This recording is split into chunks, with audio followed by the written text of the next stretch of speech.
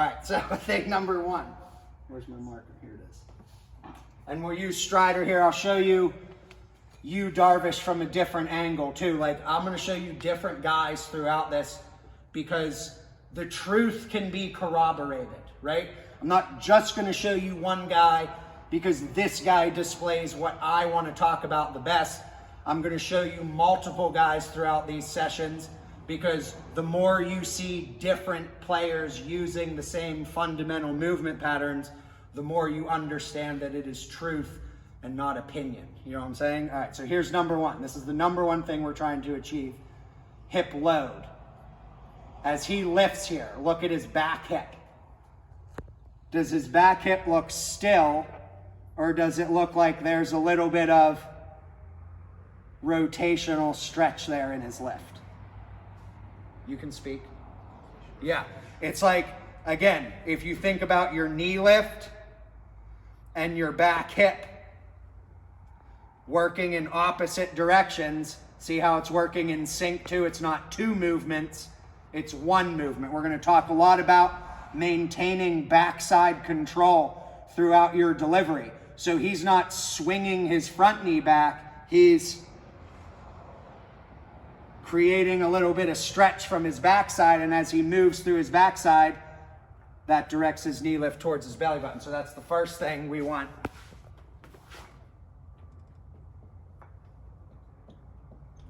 Hip load. Second thing,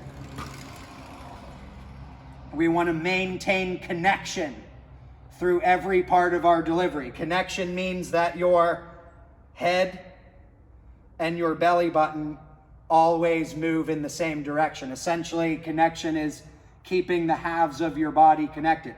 Some guys pitch with a little more hip lead than others, but you'll never see a high-level thrower move in two different directions at any point during their delivery. So if we watch Strider here, as he creates his hip load, it's really easy to see how his chin and his belly button are constantly moving in the same direction. Both halves of his body are connected. That is a massive element when it comes to timing and when it comes to creating rotation with direction towards home. Dudes who disconnect a lot of times can rotate okay through their hips, but even though they create good hip and shoulder separation, they're constantly spraying their arm all over the place and releasing deep and high. You're never going to be able to actually get anybody out with that arm speed. So next thing is connection.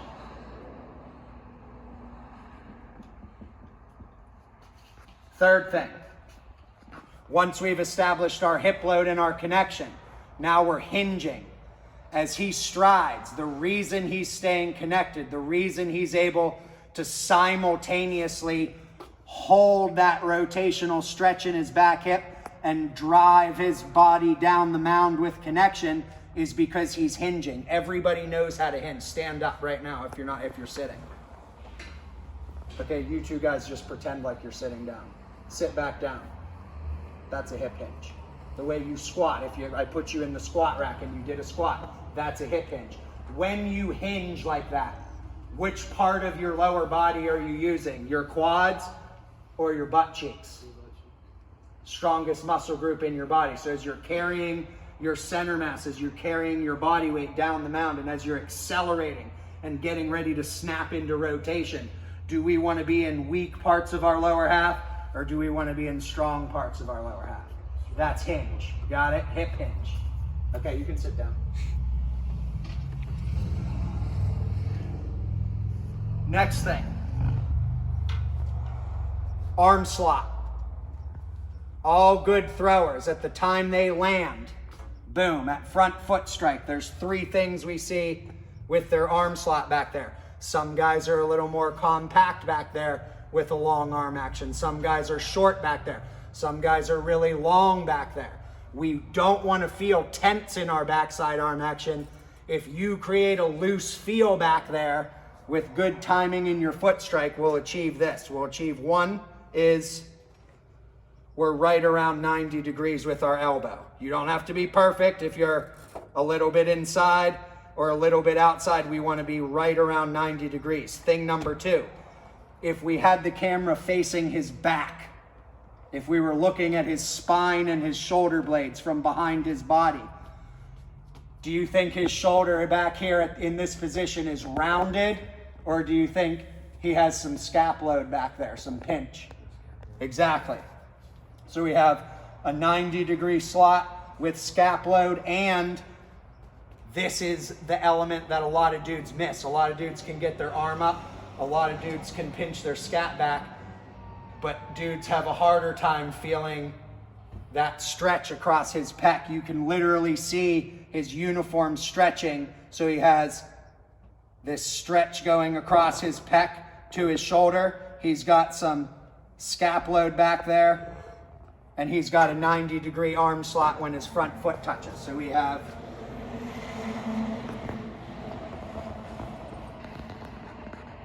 arm slot. Two more things. Next, front side blocking, okay?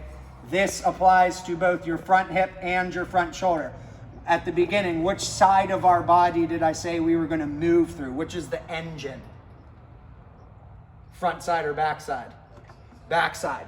So while we're creating our movement patterns and our spirals through our backside, we need our front side to support that. Every single thing that rotates, what does it rotate around so that it actually can rotate?